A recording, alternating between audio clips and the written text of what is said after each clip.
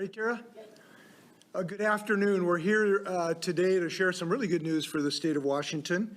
And that good news is that based on a central premise that if we remain diligent and committed to fighting this virus, we have now new effective ways to fight this scourge. And because we have these ways, we can now again begin to open up more businesses and enterprises in our state. And this is because we have new tools and we intend to use them. Washington State's Stay Home and Stay Healthy order will end at midnight this Sunday, and it will be replaced by a new proclamation based on our Safe Start recovery program.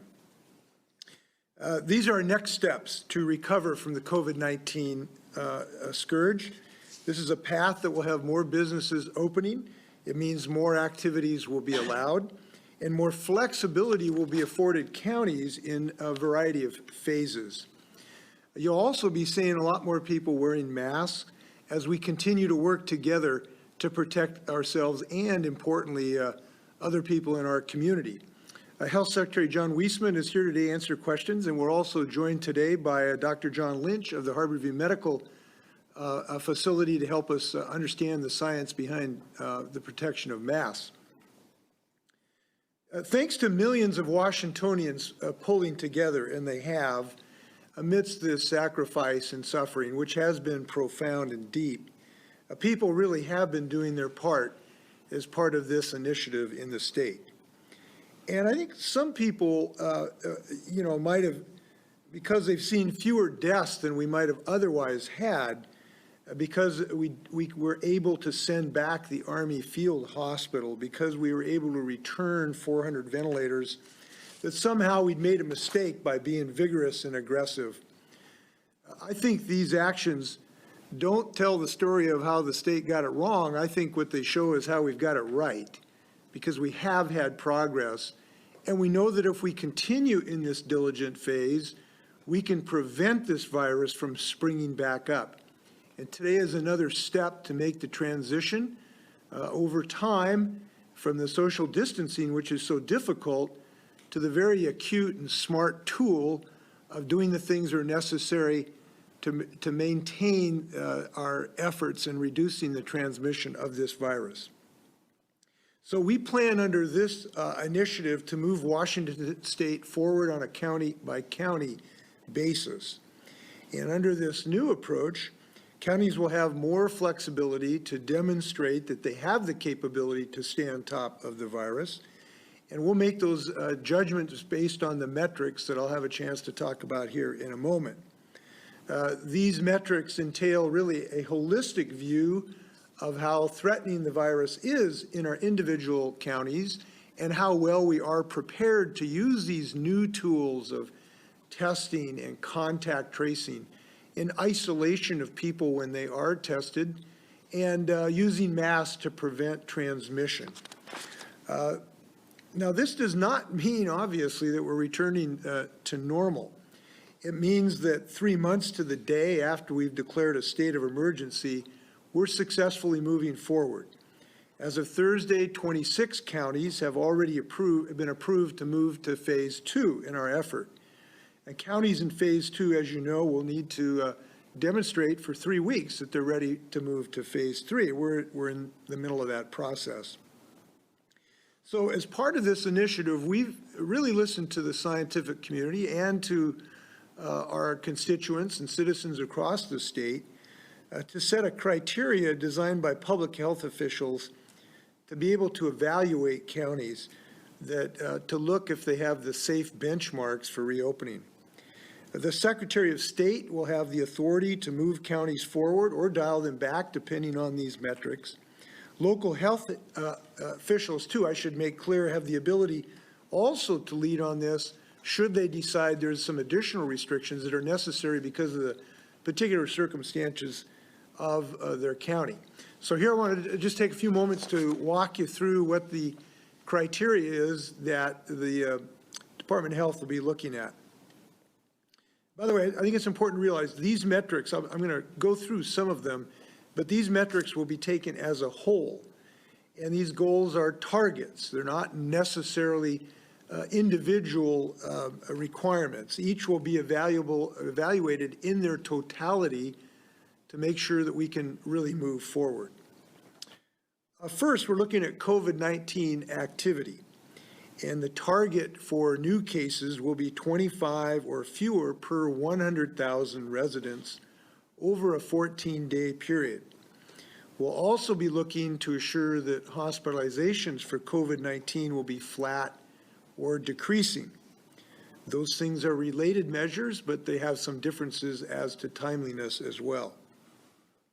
Second, the Department of Health will look at healthcare system readiness. The target will be for available hospital beds in a given jurisdiction would preferably be at less than 80% of capacity to make sure we have capacity should the virus spring back, as it has, unfortunately, in a number of communities and nations across the world. Third, we'll look at the testing capacity. Counties will need to show that they have adequate testing capacity, and the target will be having 50 times as many people per day can be tested as been confirmed per day. That equates to a positive test rate of just about 2%. They'll also need to show a rapid turnaround time for those testing.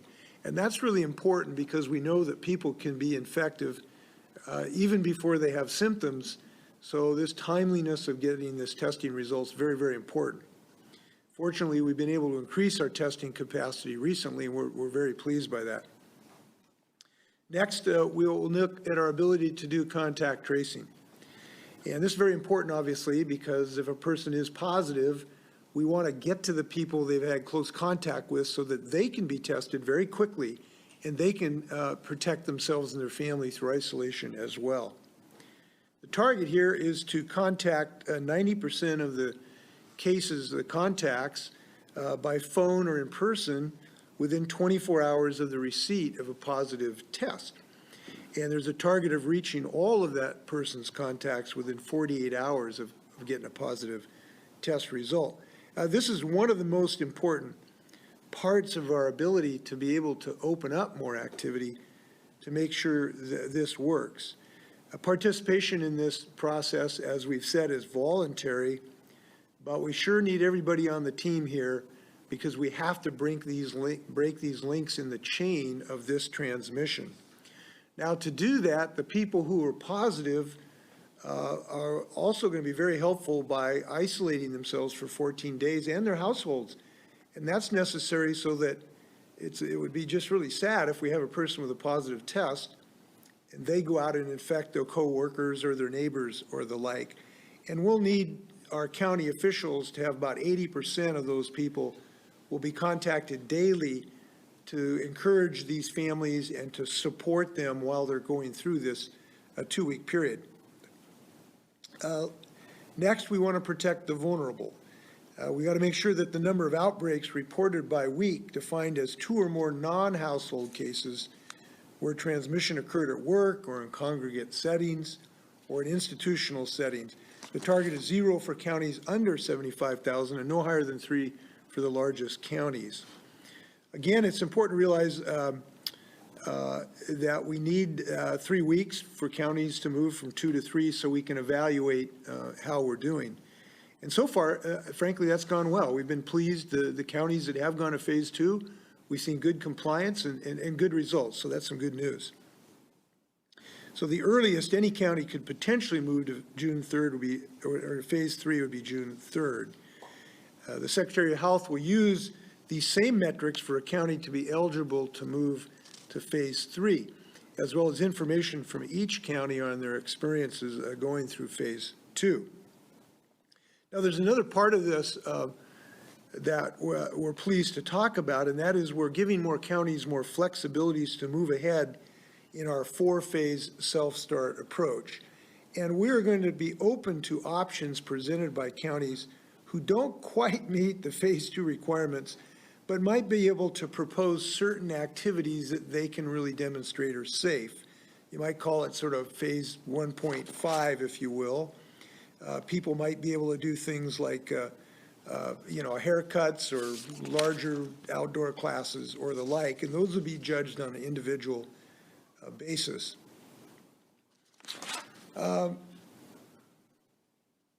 Okay, now, so we're very excited about this next step. But a really important part of this step, and I want to take a few minutes talking to Washingtonians about this because I think it's a little bit maybe new to us, but of increasing importance. And that is the importance of facial coverings is one of the important parts of this strategy. I'll have Dr. John Lynch talk about the effectiveness of facial covering in a moment. But I consider this really good news that we have now shown that facial coverings can be very effective in protecting the other person. When I wear it, it can protect you. And that's really good news because we can protect other people.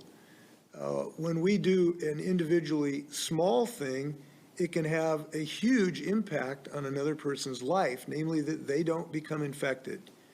And we know that each one of us can be infected, and we don't even know it because we know we may have no symptoms forever and still be able to transmit this disease. So when we wear a face covering in public, in grocery stores and retail stores as they reopen, in our places of work, I really think a face mask, a face covering is an expression of love. It's an expression of affection for the people around us. And you might think of it as a badge of commitment. It's a badge of commitment to each other to keep each other safe. And I think it's something that we can be proud of when we do this. And we can be pleased that it has now been shown to be an effective and critical tool in moving forward. So we're implementing new and necessary guidance for workers to wear at a minimum cloth facial coverings on the job, except when you're working alone in an office or a vehicle or at a job site, or when a job has no other in-person interaction. Employees will need to provide facial coverings for their employers will need to provide these facial coverings for their employees. And as well, when we go shopping now, we're going to see signs please asking us to wear these face coverings. And in fact, I think we have one of those. If it's not up, it could be. So please wear a face covering. You're helping to protect folks, and it'll be a friendly reminder to all of us to help do that. On the job, employees may choose to wear their own facial coverings at work, provided they meet minimum requirements. And depending on work site conditions, higher level of protections may be required. Our Labor and Industries has provided guidance on those specific items. So this will take effect on June 8th. By the way, the friendly reminder are our stores. It's something we're going to require stores to provide that friendly reminder, and we look forward to that success. Again, this is something that the more we all do this, the faster we're going to be able to get back to normal and open up all of our activities in the state. So I'm just really happy that we've got something we can do individually to pitch in here. With that, I'm going to turn this over to Dr. Lynch for some comments. Dr. Lynch, could you share some science with us? Certainly. Thank you, Governor Inslee. Just double check if you can hear me okay. You bet. Sound great. Thumbs up. Okay. Yeah, so thanks so much. As Governor Inslee mentioned, my name is John Lynch. I'm an infectious diseases doctor at Harvey Medical Center in Seattle, and I'm on faculty at the University of Washington. And I've been working on the COVID-19 response really since we had that first patient back in the middle of January. I have to say, I'm in agreement here. I'm a big fan of using masks. It's what we've been using in our hospitals across UW Medicine and many other hospitals in the state now for many weeks, not only in taking care of patients, but in taking care of each other. So what are the things that have really influenced this? I'd say one is our understanding of the virus. So SARS-CoV-2 is the virus that causes COVID-19. We've really learned a lot over the last weeks and months. The second thing is, as Governor Inslee mentioned, we are changing how we're doing things. If everyone stayed at home and was only being around their family, then masks wouldn't play as much of a role. But as we move from phase 1 into phase 2 and other phases, right, that physical distancing is rolling back slightly. It's not going away, but it is going back slightly, and this is a tool they can use to mitigate that. And as Governor Inslee also mentioned, this is just one of many things that we're going to use to help protect ourselves and each other. So what are the kind of science background part of this is that we have learned that a lot of people have minimal symptoms and are infected and can transmit the virus. People have talked about this idea of asymptomatic cases. Still out as to whether people are asymptomatic during the entire duration of their infection, or it's really just before they develop symptoms. But in either case, those people have no symptoms right now, and they may be able to spread the virus, and they don't know it. And the same thing happens with influenza. This is not unique to this particular virus. And so putting a mask on people all the time, regardless of symptoms, helps potentially interrupt that chain. The next part is that this virus transmits via these droplets, right? These could be heavy droplets or little droplets. These are the bits of water that come out of us every time we talk, we sing, we cough, we sneeze. And that can happen when we have symptoms or we don't. And again, a mask is very effective at capturing those droplets when they leave our mouths or our nose. So those are the two biggest parts, and we really think those droplets are the main driver of transmission of this virus in the community. So how do masks function with given that information? Well, one, they protect others. So if I have no symptoms and I potentially am infected and I'm coughing or sneezing, a mask on me helps stop many of those droplets. Not perfect, not all of them, but most of the big droplets potentially leaving my face and my nose, and the mask captures that. As Governor Inslee mentioned, that's really important. It protects those around me, my family members, my coworkers, and in my case, my patients. It also protects me. Again, it's not a perfect tool, but it helps stop droplets from hitting my face from someone who may be coughing around me or sneezing around me.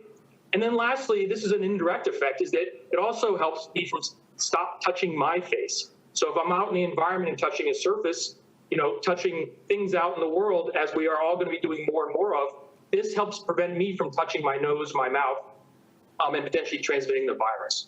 So that's really, really effective. So when you think of those three things, those are really the science-based reasons that we want to wear masks. But I also want to echo Governor Inslee's point that if we are wearing this, we're sending a message to those around us that we're taking this seriously, and we want to do something for our citizens, our families, our coworkers, and it really means a lot. Just a couple of quick things here is when these masks are on, right? A lot of these masks work really well. The multiple layer cloth masks you can make at home or buy in a store are really effective, but they need to stay up above your nose and go below your chin. And they really want to be quite snug. We don't want floppy masks on folks because that doesn't work nearly as well. We want to wash our hands before and after we put them on and take them off, so those masks stay clean. Obviously, keeping your hands clean is really, really important. And also, we want to recognize that there are people who can't wear masks, right? There are people with certain disabilities out there, especially small children, particularly under 2, and people with specific health concerns. So we want to support each other around wearing masks, but we also want to be thoughtful that some of our fellow community members can't wear them all the time. And again, I'll just finish off with saying that this is one of many other things. The physical distancing still is there, right? Staying home when you're sick is still there. All the parts of the governor's plan are still there, and this is one more piece that helps reduce the risk to all of us. Thank you. Doctor, thank you for your expertise. We appreciate it. And thank you for your colleagues in healthcare. They've been heroes. What they've been able to do going into the field of fire has really been inspiring. Please thank your colleagues. Just a couple of things. I want to follow up what the doctor said. It's really important, I think, for people to understand that this thing, we're just not done yet. This thing can increase dramatically, very rapidly, and you're seeing that in various places around the world right now.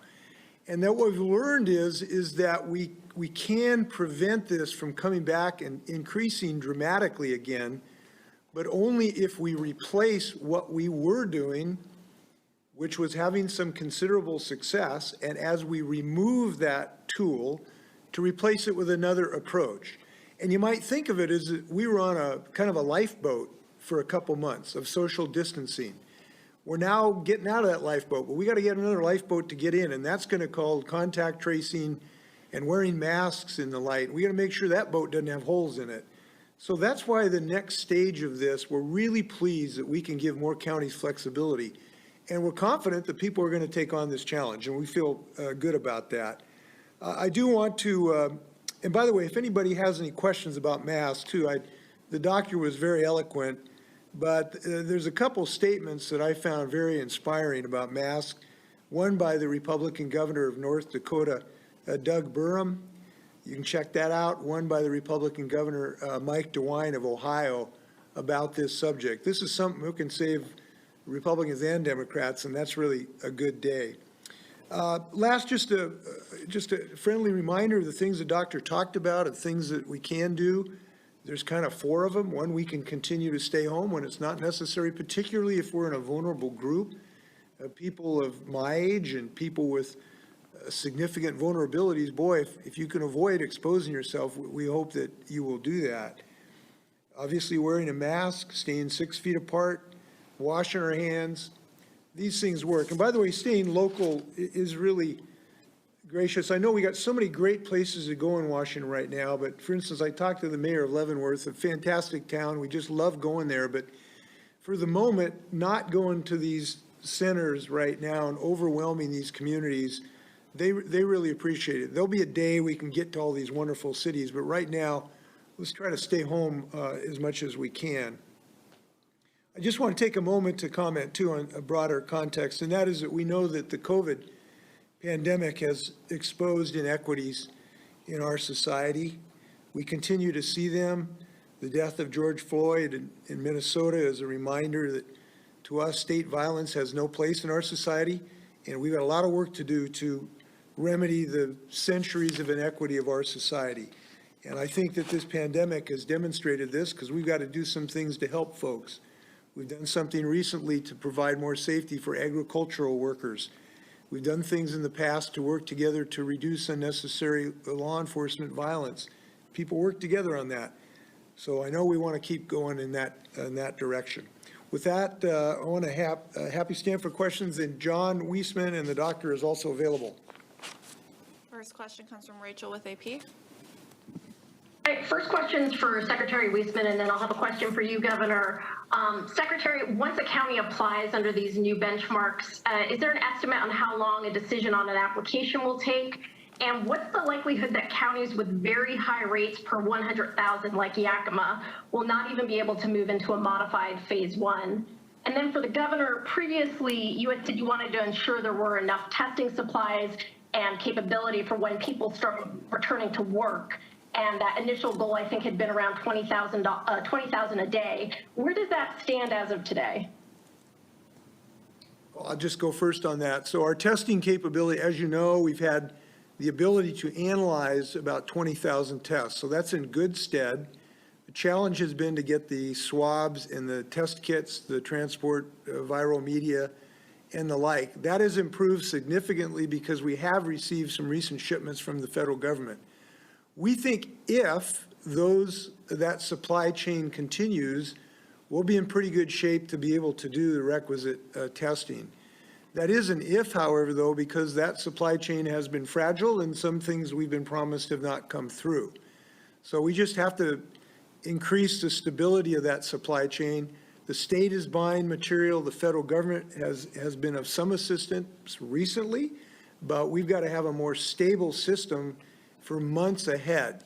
We have what you might think of it as confidence for the next month, but we've got to have more confidence in the months to come. Great, and in terms of the earlier question, so how long will it take to evaluate applications? It's going to take probably a few days at least to evaluate these applications. We're anticipating a number of these probably coming in about the same time. We want to thoroughly evaluate those. We want to have conversations with the local health departments. Again, we may have questions about the application, but we also want to make sure that we fully understand their capabilities and capacities and that of a community to effectively control and continue to suppress this virus. And those measures that the governor talked about are going to be really important. And we don't anticipate, folks being able to meet all those measures. So we're going to want to have follow-up conversations with individuals. And of course, in part, depends on how complete the application is as well. But we're going to do our best. We know that folks are anxious to open up businesses again. We're going to do our best to turn those around as quickly as we can, but carefully. As the governor said, the virus really helps dictate where we can go, and that gets to the second part of your question.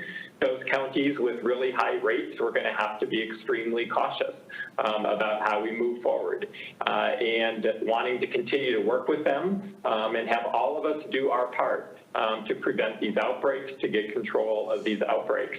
And one way we can do that is, as the governor said, wear face coverings if you need to be out and about, keep your distance, wash your hands. So we'll be hearing what those counties have to say. Again, the counties are going to be the ones who sort of start this process and propose to us what they think is safe. We're going to really be counting on those health departments, and we're going to be counting on those local elected officials to be working with their health departments around what they think is a safe way to move forward. If I can just add a little bit, this is sort of a county-initiated program for contact tracing and isolation and the like. And the reason I say that is that the state has provided just maybe under 1,000 people that are ready to help counties do this. But they do need to ask and help set up the infrastructure to do this work. And that's really important. I just want to stress this, that this is the counties have a really important role here. And we're going to, we need, it's kind of like a Missouri situation. You need to show us that this is really working, because we can't sink the first lifeboat till we know the second lifeboat actually is working. So we're looking forward to counties' help on this. Next question comes from Joe with the Seattle Times. Well, one question, but I'd be curious to hear from both the governor and Secretary Weissman on this. How did you end up on the 25 new confirmed cases per 100,000 number for this new set of metrics? Because just a couple weeks ago, it was 10 or fewer infections in that 2-week time frame per 100,000 in a county. Why was that lower number good then and the higher number is good now? And are you concerned that if a bigger county like Snohomish moves forward, you'll see an outbreak? John, you want to go first? Sure. So as I think we've said before, we really started out with very conservative measures. We initially started allowing counties who had 75,000 or fewer folks with no cases in the last 3 weeks to move forward. Again, we wanted to do this safe start. We wanted to learn as we went through the process around how well this worked for folks. Then we went to the 10 per 100,000 population, which again was still a conservative number. And honestly, these numbers will vary day by day. If one has an outbreak and you have a relatively small population, those numbers, quickly change. So the 25 cases per 100,000 population, again, still seems like a conservative number. Some of our colleagues around the country are using that number as well. California is, and as you know, we're having conversations with Oregon and California and Washington as we do our approaches. So it's really sort of a best sort of public health conversation at this point around what we think makes sense given where we are. We've seen good progress with the work we've been doing so far. And it gets down to the ability of the system to handle these numbers of cases. And if we can do the case and contact investigations for each of these with these numbers, which we think we can, that then seems like a reasonable place to be. So there is no magic number here, and that's why, as the governor said, we're going to look at all of these measures together. And there isn't one single measure, as we have been consistently saying now for weeks, that is the magic thing that says, hey, this is the right time. So we're taking a look at cases, we're taking a look at hospitalizations, we're taking a look at a community's readiness for case and contact investigations. We want to really look at the whole. Yeah, I feel I've been really well advised by John and Dr. Lofi, Scott Lindquist. I've just got great advice going through this, but I'll just share my kind of thinking on this in addition. We received some modeling information just a few days ago from the Institute of Disease Modeling, and it showed some really good news, which led me to have more confidence that this transitional period to go to this new type of tool could be effective. I want to show you a graph. Is it up there? So we got a graph that will show you, this is from the Institute for Disease Modeling.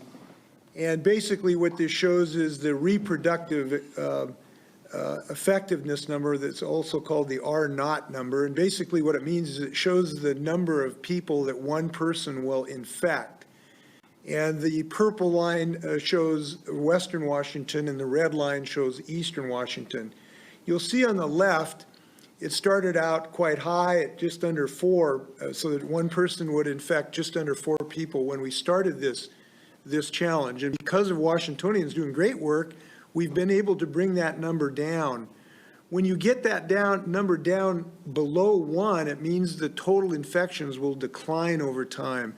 If it stays over 1, the number of infections total will increase over time, or the rate of infections. So that 1 is very important. And as you've seen, at least for Western Washington, it looks like that R0 number has been under 1, and that's very good news.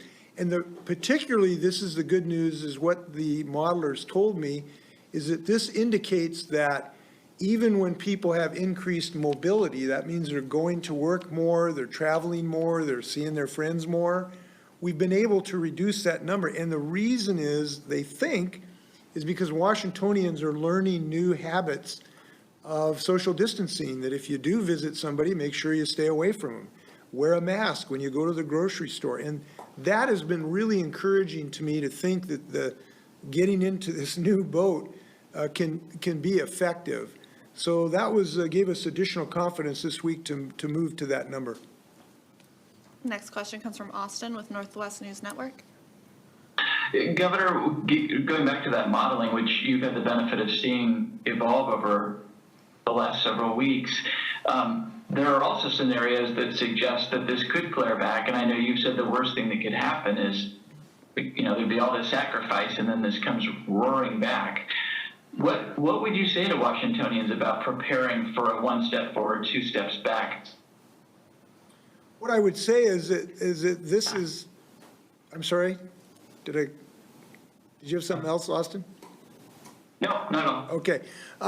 What I would say is this is under our control to make sure we don't go back. And this is one of the good things about this, is that our destiny is in our hands. Each one of us can be a leader. Each one of us have the ability to do relatively simple things that can protect ourselves and the people around us. And so if we don't want to go back, there's some really relatively easy things we can do, the kind of things we've talked about. So this is really a good news story. We have the capability not to have to go back. It depends on all of us to be leaders. It doesn't have to be an elected official to do heroic work here. Actually, it's not heroism because it's not really that hard. But what I would say is there's no reason that we should have to go back if Washingtonians continue doing what they've done, which is to be really responsible and compliant with our obligations and citizens, and really showing a bit of compassion for our neighbors. And if we keep doing this, I feel good about this at this point. But we need to keep doing those things. Now, we do have to realize if this comes roaring back, yes, we may have to take actions that are, again, uncomfortable. But by gum, we've done this once. I don't want to do this twice. We now are in a place where I think we can take the next step, and that's what we're doing today. Great. Next question comes from Jerry with the Everett Herald.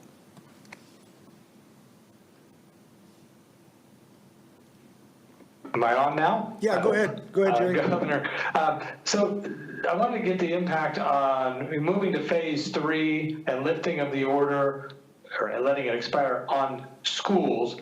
Will counties be allowed to let schools reopen in some fashion, hold some activities, especially those in phase 3, where gatherings are allowed with up to 50 people? Maybe graduation ceremonies for small schools would take effect. And I think there was the stay-home order that limited the size of gatherings. So if it's gone, is there any limit on gatherings? Well, we still have limits. They continue as they were, except for the ability to have transition. Schools largely are handled in their own lane, if you will. And so we're going to make some individual decisions on education, and those final decisions have not been made. I've had good discussions with Superintendent Rechtel in the last few days. There's a really good input process going on where we're listening to Washingtonians, parents, educators, citizens about the decisions as we move forward on schools. And those are going to be largely made in kind of their own contacts. I've also had discussions with the leadership in our colleges. I think they're coming up with some very realistic potential options. Those are going to be handled in their own lane. Okay. Next question comes, where is it? Sorry. Next question comes from Drew with King 5. Good afternoon, Governor. Why has it taken so long to come out with the mask directive? People have been going to work and grocery stores for months without them. And unlike what's happened in King and Thurston County, where they've announced these directives, there hasn't been any enforcement there. Will the state actually have some teeth to this directive? Well, I'm sorry, Terry? Oh, yeah, excuse me. Tara was just telling me Joel Sachs is on the phone too. Well, there is teeth, but I just want to start answering this question by saying the biggest teeth is a matter of heart, and that is Washingtonians have rallied to this cause big time. It has not required large enforcement actions because the vast majority of Washingtonians have followed the guidance, and that's why we have been successful. Now, we have had to have some enforcement actions. We've closed by legal requirements several stores in the last week, several gyms. They were going to have to pay some fines if they didn't close, and so they closed. So we have had to do that, but it's been a very, very small number of things where we had to move to an enforcement action. But there is requirements in this order. Stores will be required to post a sign asking people to wear a face covering, and that is a legal requirement if they're going to reopen. So there is an order, if you will, but this is a matter of common sense and commitment and compassion, and that's what's really going to drive this issue. Now, as far as the decision, when this was done, look, the science, this has always been an iterative process. This was a new virus, as we all know, and we have learned a lot about it. And just in the last few weeks, the science has become abundantly clear that masks are effective, even the sort of cloth mask. That science was uncertain for the first couple months of this pandemic. It has become clear, and so we have responded by increasing our commitment to this. Now, that has been also more important, again, as we move away from the social distancing. Now masks become more important. They are our lifeboat, if you will. And so that's the reason we made these decisions now. Okay. Next question comes from Jim with the spokesman review. A couple of questions, Governor, if I could. To follow up on what Drew just asked, that stores are required to post a sign saying masks are required, but will they be required to refuse service to anybody who doesn't wear one? And on something that you said earlier, I'm wondering what will happen if there's a disagreement between Dr. Weissman and local health officials on dialing back of some activities because the numbers go up in a county and the local officials would prefer not to do that.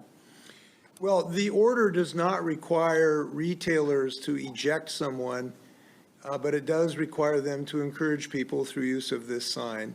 And we think that's the right balance to try to encourage people to move forward. And we think we're going to get large compliance with this because it just makes sense and we know it's working. And it is becoming culturally kind of the norm in this regard.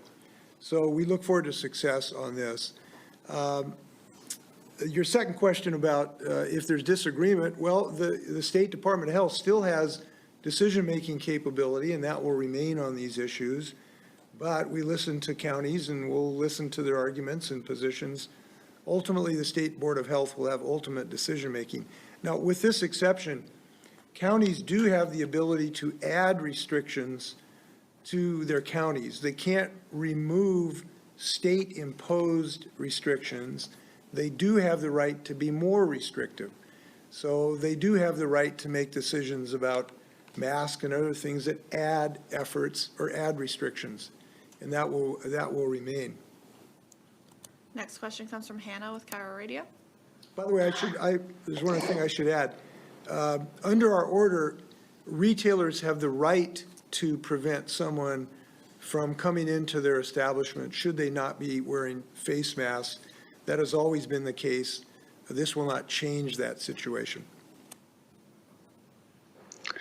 Hi, Governor. Just a couple of quick ones today. One, I'm wondering, you spoke about gatherings and where everything, but those are still limited as far as how much gatherings can go. Can you speak at all to, as we're entering summer, what is the gathering rule for our kids who want to get out of the house, and sleepovers and play dates and things like that? Where are we standing on those gatherings? And then also, where do you stand at this moment on calling a special session as far as timing goes? Yeah, the play dates, essentially the same, by and large, gathering rules obtain unless the county changes those by an application. Now, that may happen. I think we've evinced an increasing flexibility on that to maybe allow some larger gatherings under what you might call phase 1.5. Those will be evaluated county by county as requests might come in by the State Department of Health. I do, the children thing is, look, we understand how eager our parents and children are. I know my grandson has been eager to visit a couple of his friends, and we understand how important that is. I suspect over time there'll be some more flexibility in that regard. But I do want to say that, look, this thing still remains dangerous, and I hope people are being cautious about their grandkids mixing it up with grandparents, particularly. That transmission, you can have a perfectly robust, pink-cheeked little 11-year-old, but he can infect grandma really easily, and I hope people are being really careful about that. People still need to show care for themselves and their families. Special session, we're having some discussions. I've listened to legislators to see if it makes sense, to see if there's any consensus that could actually produce a meaningful product. We certainly don't want to call special session unless there's a reasonable chance that actually would produce a valuable decision-making. So we're in discussions with legislators, and there's no sort of final decision on that. Next question comes from Jim with the News Tribune. Governor, based on the new criteria, the counties of Pierce, Whatcom, Benton, and Franklin get a green light to go to phase 2. And then I had a question for Secretary Weisman, which is, if a county does have to go from phase 2, phase 3 back to phase 1, especially given the or not numbers in eastern Washington, what would have to happen for those counties if they don't want to go back, that the state would require them to go backwards? I guess I'll go first. I think you said, you listed some counties and you said something to the effect that they have a green light. If you said that, that's not the situation. They have the ability to apply at this point, and should they, have adequate reaching of targets to show confidence, then they'll be able to move forward. But it's not a slam dunk. They still need to apply, and they still need to see the ability to meet these targets. And those are serious things. Being able to meet the contact tracing goals that we have, and the ability for families to be supported while they're, isolating at home. Those are really important things, and so they'll have to show a capability to move forward. So it's not an automatic green light. It's the ability to take a look at their metrics. And similar to what the governor just said, if somebody's in phase 2 or 3 and we're seeing the situation decline, seeing, more community transmission of this virus as compared to being able to identify it to a specific, we can identify where somebody got the virus, the infection, or we start seeing the healthcare system really becoming overwhelmed, or the case and contact tracing system break down. Those are all the conversations that I would be having with the local health departments. And frankly, as they get these approvals, they're also, those approvals sort of are contingent upon them watching for that in their community and having a conversation and notifying the State Department of Health, notifying me if they're seeing any of those concerns. So it will be a conversation. It will be us looking at the data, understanding the issue, understanding what might be done to further suppress the virus, and there will be very much a conversation around that. But in the end, and those conversations usually lead to public health folks pretty much seeing the situation the same and probably coming to the same decision.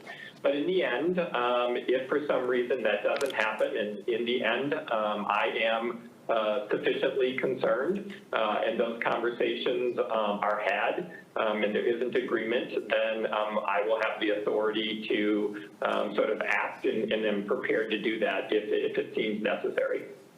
If I may talk about Yakima County in particular, we care about all our counties. Yakima has a particularly spot in my heart because it's where my 3 sons were born and we're treating, I raised them for a couple of decades. And I am extremely concerned about our people in Yakima right now. The infection rate is about 481, I think, per 100,000. And in contrast, some of our counties are in single digits. This is extraordinarily dangerous situation in Yakima County right now. And we are very, very concerned that if we do not take some additional steps in Yakima County, that it could become even more explosive. To that end, we have dispatched a strike team a week or two ago to Yakima County to work with the officials to see what we could do to get on top of this to decrease the transmission rate. We're glad we've done some things. The order we had yesterday to increase hygiene in our agricultural industry, we hope that's going to help. We've had new testing requirements and assistance to the long-term care facilities where there's been outbreaks in Yakima County. And you know, I'm glad we've been able to do these things. But I just want to level with the people of Yakima because they're my former neighbors and I care a lot about them. We are only going to be able to stop this from getting into the broader neighborhoods of Yakima if we all sort of get behind in this wagon and push. You know, if we continue, if we don't wear face masks, if we don't socially distance, if we still sort of shrug this off as a plot, not a real threat to our families, we're just in a really dangerous position in a beautiful community, and it is a beautiful community. So I am very hopeful that people will pull together in Yakima. I spoke to the mayor of Yakima today about this. I asked her to help to encourage people on this masking issue. I'll tell you, it just makes me really concerned. I talked to a friend this morning about this, that only 30% of people, maybe that's just an estimate of people, are wearing masks when they go to the grocery store. Look, when you have hundreds of infections, an infection rate that's maybe the highest in the Western United States, we owe ourselves more. And so I just really hope that leaders in Yakima, including family members, can really pull together on this because it is the most dangerous spot in the state of Washington right now, and we'll do everything we can to help out. Time for a couple more questions. Next question comes from Essex with Cairo. Yes, Governor, a question for you and a question for Dr. Lynch. For you, Governor, you've spoken so much even now about the importance of wearing masks. But if it's so important, again, why do you leave it to voluntary compliance except for out of the workplace? And for Dr. Lynch, you know so many of the workers on the front lines, and this is so crucial to those healthcare workers. Are you sure that this opening now is not too much too soon? So first off, this is a legal requirement, as you alluded to, for retailers, for businesses and employers. They are required to provide masks for their employees.